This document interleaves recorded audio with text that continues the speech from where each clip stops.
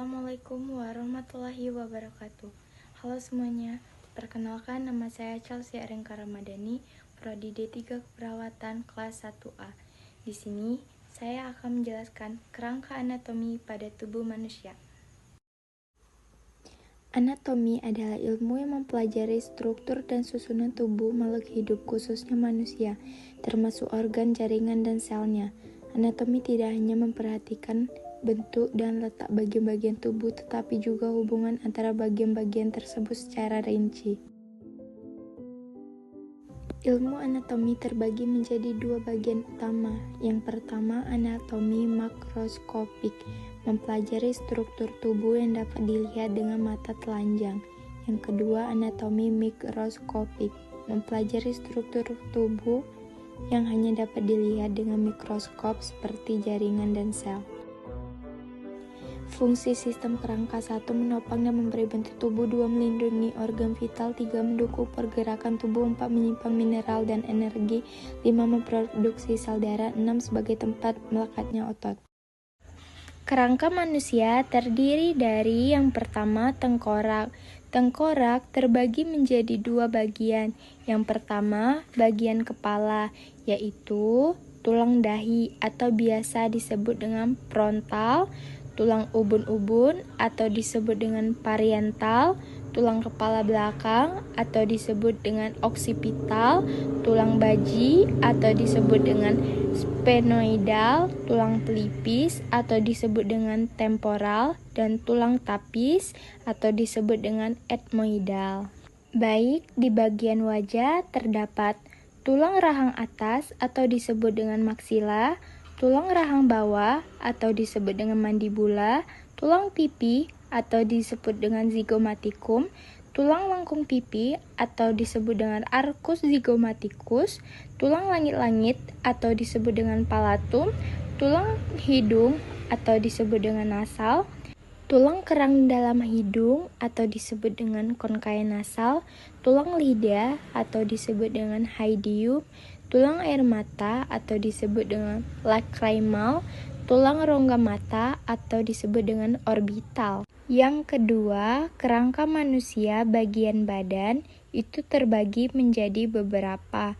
Yang pertama, ruas tulang belakang atau vertebra, yaitu terdiri dari ruas tulang leher atau disebut dengan cervical, ruas tulang punggung atau disebut dengan thoracalis, ruas tulang pinggang atau disebut dengan lumbalis, ruas tulang kelangkang atau disebut dengan sacrum, ruas tulang ekor atau disebut dengan coccygeus. Selanjutnya, kerangka manusia bagian badan yang kedua itu tulang dada atau biasa disebut dengan sternum. Terdiri dari tulang dada hulu atau disebut dengan menobrium sterni, tulang dada badan atau disebut dengan corpus sterni, tulang dada tajuk pedang atau disebut dengan processus cysphedeosus. Rangka manusia bagian badan yang ketiga yaitu tulang rusuk atau disebut dengan kosti, yaitu terdapat tulang rusuk sejati atau disebut dengan costifera, pasang tulang rusuk palsu atau disebut dengan costisporia, pasang tulang rusuk melayang atau disebut dengan fluctum tes.